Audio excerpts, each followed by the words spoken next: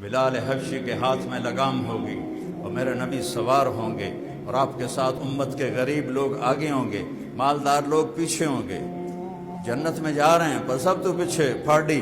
اور غریب ریڑھی والے رکشے والے جنہوں کو پوچھتا ہی کوئی نہ آئی، اے مؤذن، یہ مسجد کے امام خطیب جن کو کوئی پوچھتا ہی کوئی نہیں، یہ ساتھ ساتھ ہوں گے، اور آپ دروازے پہ ایسے دستک دیں گے، اور آپ نے کہا جب میں وہ دستک دوں گا تو اس سے جو خوشنما آواز نکلے گی تم سارے وجد میں آ جاؤ۔ آپ نے کہا علی سننا اس دن جب میں ایسے ایسے کروں گا تو ٹک ٹک نہیں ہوگی، اس سے ایک نغمہ نکلے گا، ایک میوزک نکلے گا، اور سارے باہر کھڑے جنتیوں کو وہ ایسے مدہوش کر دے گا۔ اندر سے آواز آئے گی کون؟ آپ کہیں گے محمد الرسول اللہ،